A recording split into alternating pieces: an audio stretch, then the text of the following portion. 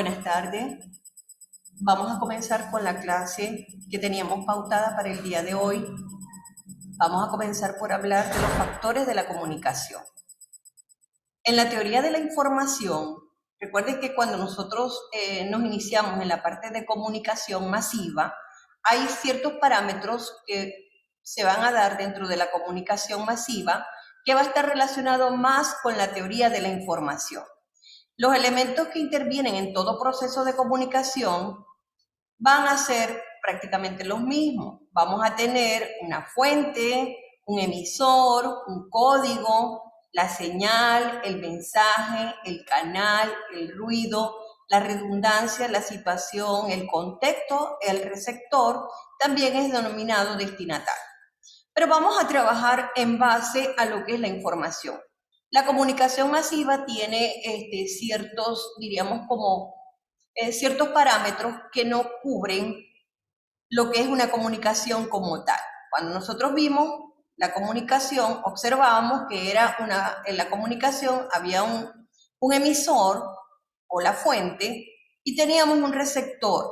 Pero había, por ejemplo, si dentro de esa comunicación no se daba con efectividad, podíamos volver a retroalimentar y volver a la situación anterior y hacer como que una parada, ¿verdad? Y comentar, descifrar el mensaje. Había una comunicación bilateral entre el emisor y el receptor.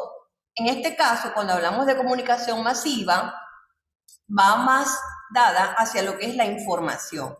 Van a intervenir todos los elementos, por supuesto, pero el receptor no va a tener la oportunidad de devolver una respuesta, a diferencia de lo que era la comunicación. ¿Por qué? Porque en ese caso el receptor podía devolver la respuesta inmediatamente, pero dentro de la comunicación masiva, los factores de la comunicación van a entrar, por supuesto, van a ser los mismos, pero no va a haber un feedback o lo que llamamos una retroalimentación.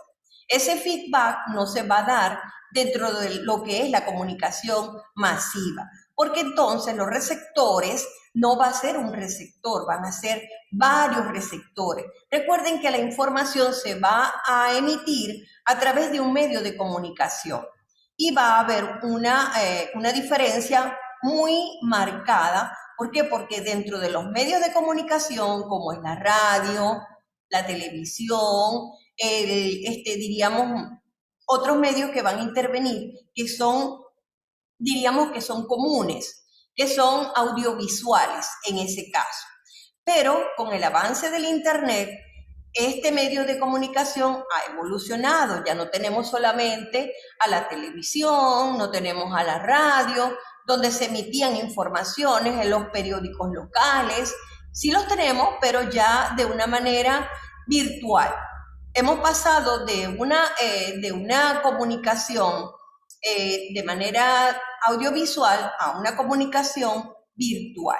Entonces, la comunicación masiva ha sufrido cambios que se vienen a notar y van a estar a la par con lo que es el proceso social que se está dando en el día de hoy. ¿Por qué? Porque ese proceso social va a estar a la par con la evolución de la tecnología.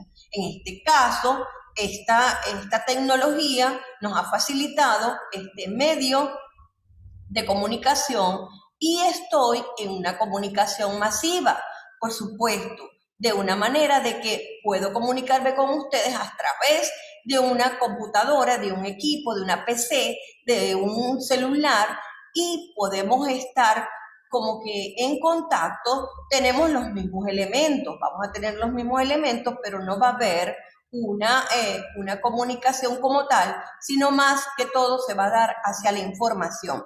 Por eso hablamos en este caso de la teoría de la información y de los elementos que van a intervenir en este proceso. Continuamos con los factores de la comunicación y vamos a observar que tenemos una fuente que va a ser la información o contenido en bruto que será transmitida en el mensaje codificado. En este caso, la fuente va a hacer el papel de todo el documento que vamos a emitir. Fíjense que tenemos el emisor, que va a ser la persona que se va a encargar de recoger la información. En este caso, yo estoy actuando como el emisor porque es la persona que está dando la información a ustedes. Por eso el emisor es quien recoge la información o es la fuente y mediante un código elabora el mensaje, lo emite o transmite a través de un transmisor. Este emisor puede ser físico o puede ser una máquina. En este caso, tenemos una máquina a través de cual va a ser llegado o decodificado el mensaje. El código es el sistema de signos y reglas de combinación de los mismos, con los que se codifica el mensaje que sirve para transmitir una información o fuente, según un sistema simbólico comprensible o descifrable para el emisor y el receptor, quienes deben compartir un grado similar de conocimiento del mismo para que la transmisión tenga éxito. Por supuesto, el código debemos manejar las mismas reglas, debemos utilizar los mismos signos. Es decir, que el código es importante para que pueda ser efectiva esa información o esa comunicación.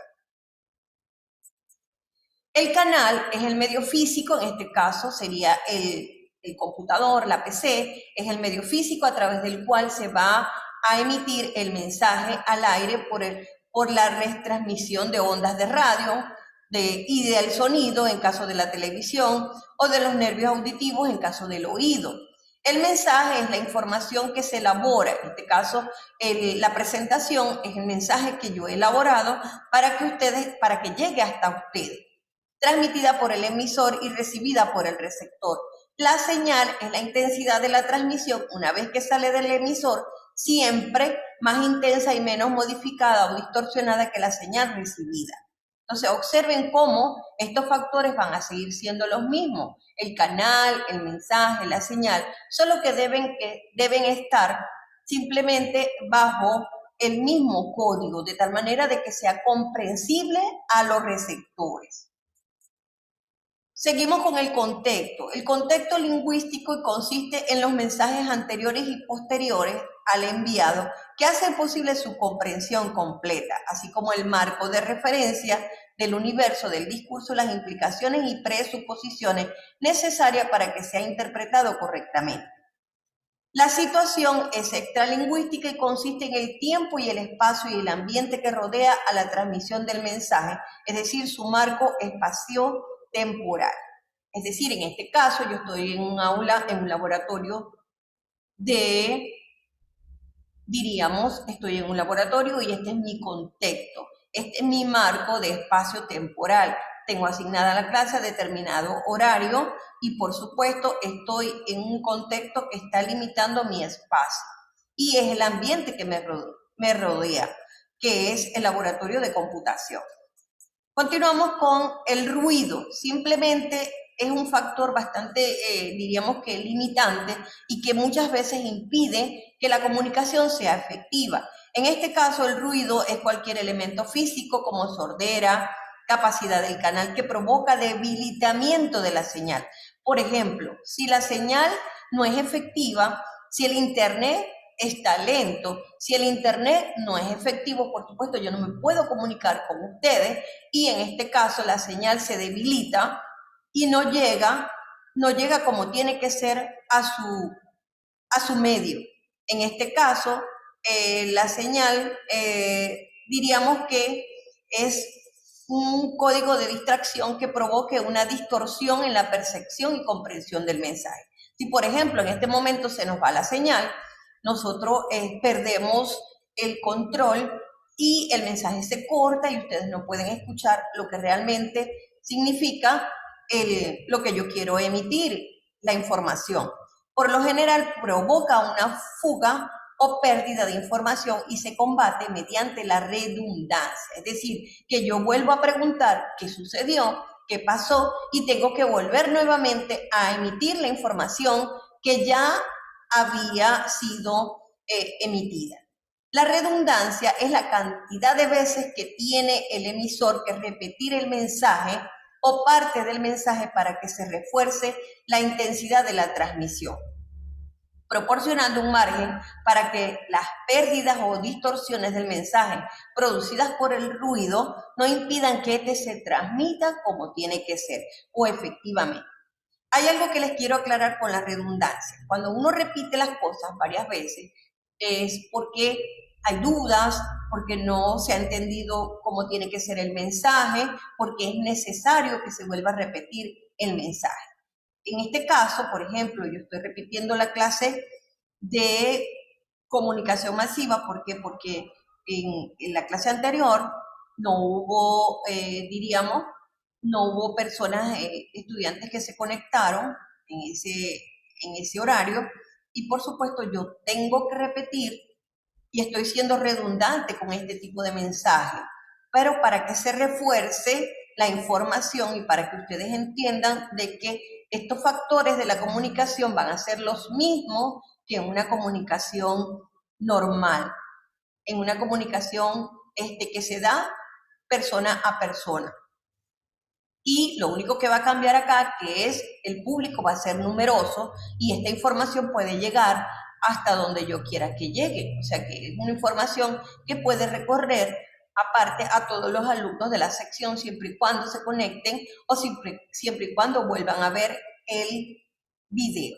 Ese video siempre es colocado en las mismas clases de tal manera de que ustedes puedan compartirlo cuando ustedes lo necesiten o cuando ustedes requieran. Es necesario que ustedes compartan siempre la información porque de esa manera se les aclara las dudas. El destinatario. El destinatario es la persona que descifra la señal recibida y la que es portadora del mensaje por medio de un receptor o perceptor de la misma que lo recibe, pero no lo descifra. El televisor, por ejemplo, recibe el mensaje, pero no lo descifra. ¿Quién lo tiene que descifrar? Es a la persona que se le llegue o a la que se le esté enviando el mensaje. Por ejemplo, cuando nosotros vemos la televisión, observamos que vemos una serie de noticias y que esas noticias solo lo escuchamos y somos parte de esa información y debe estar descifrada en el mismo código de tal manera de que nosotros podamos entender el mensaje. Por eso es necesario que utilicemos el mismo código. No podemos estar hablando, por ejemplo, en español y estamos emitiendo el mensaje a personas que hablan inglés. Por supuesto, esto no va a ser llegado con efectividad porque no estamos utilizando el mismo código. Entonces es necesario que se utilice el mismo código de tal manera de que el emisor pueda emitir su mensaje y los receptores puedan descifrarlo o entenderlo. No importa el medio de comunicación que estemos utilizando en ese momento. Recuerden que para la comunicación masiva tenemos varios medios de comunicación. Tenemos medios de comunicación audiovisual, como lo es el televisor, como lo es la radio, como lo es la correspondencia, como lo es podríamos decir el cine. Tenemos medios audiovisuales y por supuesto también tenemos medios que son tecnológicos como los que en este caso estamos utilizando ahora, como es el teléfono celular, como lo es la PC o la computadora, una lacto. Esto que estamos usando acá en este momento es un medio tecnológico que se ha venido diríamos, a expandir y a evolucionar en el avance tecnológico que tenemos en la actualidad. Aparte de que en esta época de pandemia nos ha permitido también pautar las clases a través de estos medios y han sido parte de nuestro aprendizaje. Por eso es necesario que consideremos que la comunicación en este caso se ha hecho más efectiva a través de estos medios que nos han permitido estar con ustedes sin necesidad de que ustedes estén físicamente presentes en un aula de clase normal.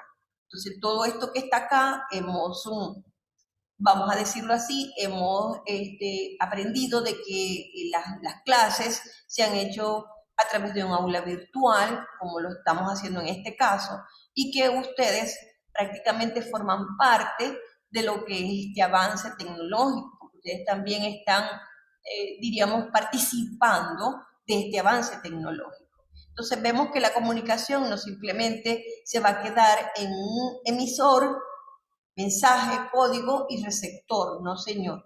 Esta comunicación masiva va a ser realizada a través de los medios audiovisuales y de los medios tecnológicos como lo estamos usando en este momento y en este lugar.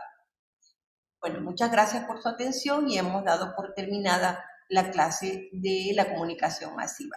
Espero que ustedes puedan revisar el video, yo se los voy a hacer llegar a su aula y bueno,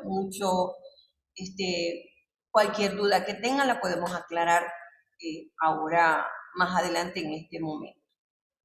Gracias por haber estado presentes y bueno, hemos dado por terminada la clase. Vamos a seguir con la clase de investigación 1.